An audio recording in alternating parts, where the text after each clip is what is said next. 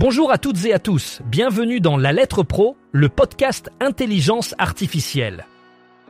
Je suis Brulatour, le rédacteur en chef de La Lettre Pro.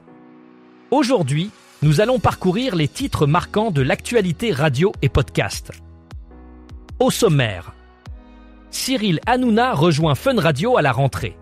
Le classement, le Radio Buzz 40 de La Lettre Pro de la radio.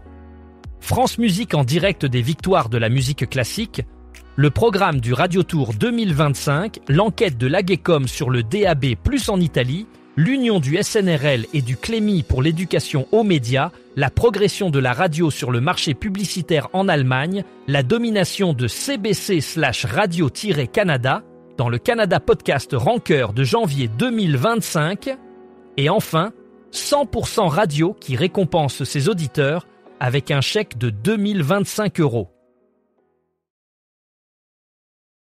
À partir de septembre prochain, Cyril Hanouna fera son retour sur Fun Radio, une des stations du groupe M6.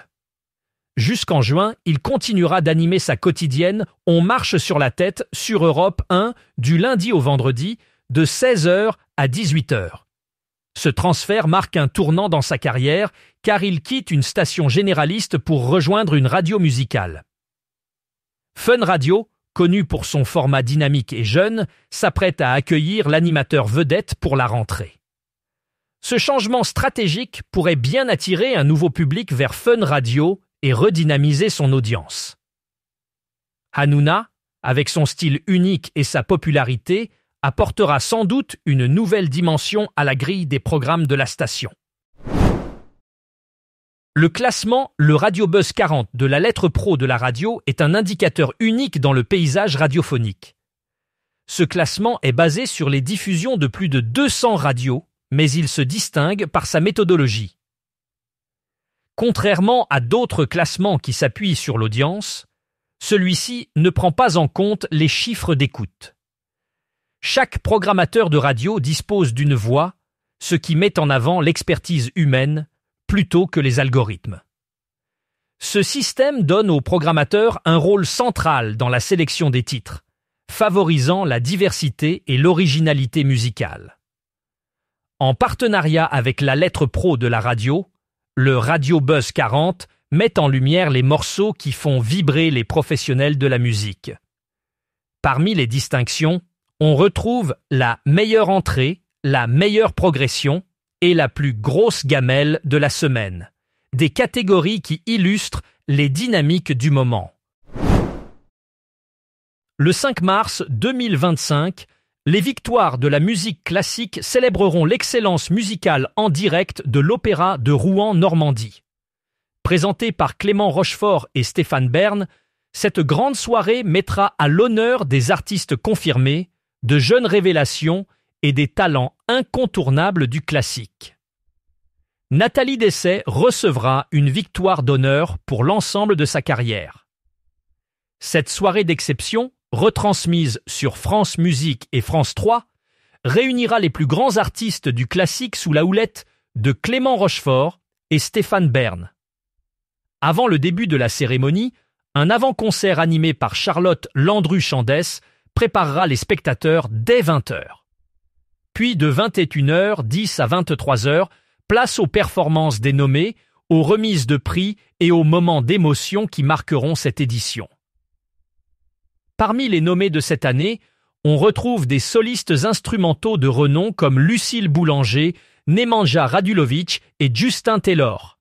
Entre performances magistrales, récompenses et hommages, les victoires de la musique classique 2025 seront retransmises en direct sur France Musique et France 3 pour célébrer le meilleur de la musique classique.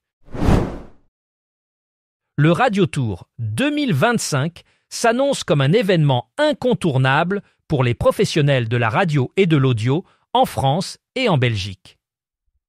Cette édition introduit une nouvelle formule axée sur l'expérience utilisateur et les démonstrations, sous le thème « Proximité augmentée, créer du lien dans un monde digitalisé ». Le tour débutera le 6 mai à Annecy, avec un focus sur les enjeux de proximité pour les radios locales et transfrontalières.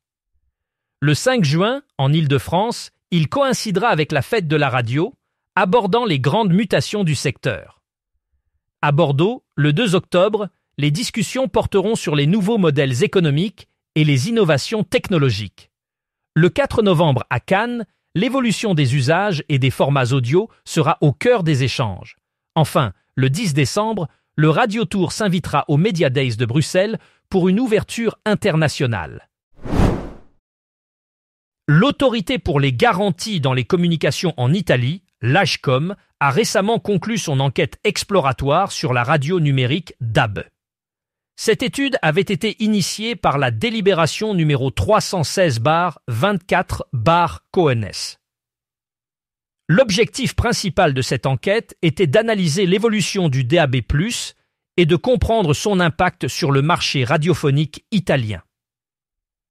La transition vers le DAB+, est cruciale pour l'avenir de la diffusion radio, car elle présente de nombreux défis technologiques et économiques. L'AGCOM a examiné les divers aspects de cette transition, cherchant à identifier les opportunités et les obstacles potentiels. Les résultats de cette enquête fourniront des informations précieuses pour l'industrie radiophonique italienne, aidant à orienter les décisions futures concernant l'implémentation et la croissance du DAB+ dans le pays. Comme chaque année, le Syndicat national des radios libres s'associe avec le Centre pour l'éducation aux médias et à l'information pour offrir aux élèves une immersion dans le monde des médias. Ce partenariat permet aux radios adhérentes de participer activement à la Semaine de la presse et des médias à l'école. Un événement national visant à développer l'esprit critique des jeunes et à leur donner des clés de compréhension face à l'actualité. Pour les radios locales, c'est une occasion unique de partager leur expertise et d'encourager le dialogue avec les citoyens de demain. En échangeant avec les élèves, les professionnels des médias contribuent à une meilleure compréhension du rôle de la presse et des enjeux de la liberté d'expression.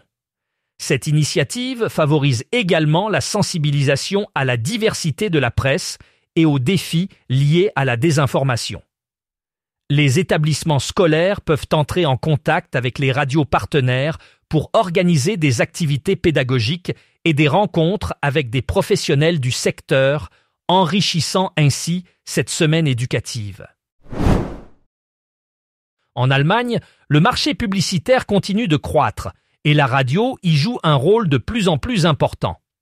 Selon les dernières données publiées par The Nielsen Company Germany, le chiffre d'affaires total du marché publicitaire allemand a atteint 2,4 milliards d'euros en janvier 2025, enregistrant une légère augmentation de 0,5% par rapport à janvier 2024.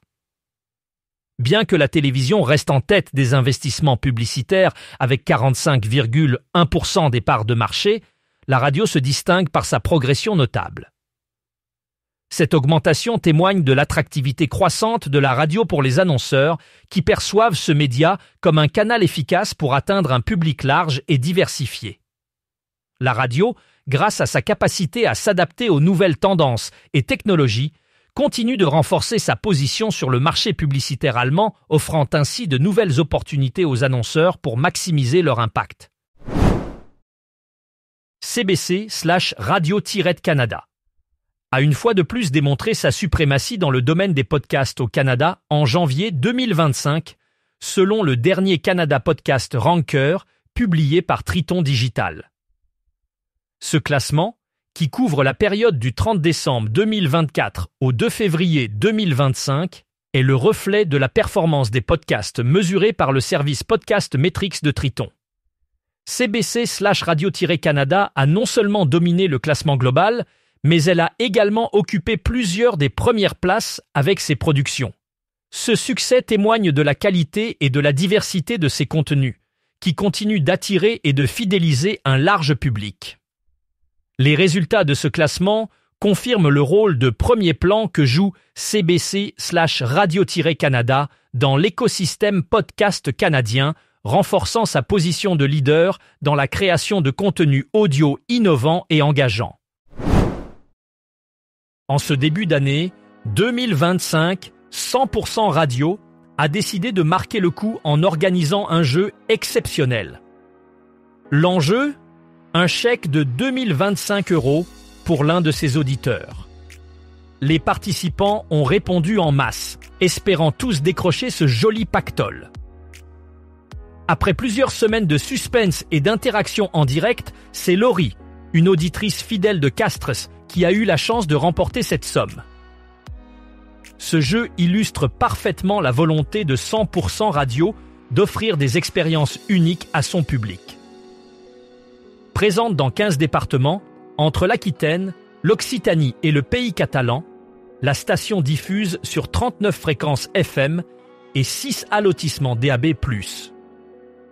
Avec une programmation musicale éclectique et un fort ancrage régional, 100% Radio se distingue par son engagement envers ses auditeurs, notamment à travers ses jeux et ses émissions dédiées à l'actualité locale et sportive. Pour en savoir plus sur ces actualités, rendez-vous sur le site lalettre.pro et abonnez-vous à notre newsletter quotidienne.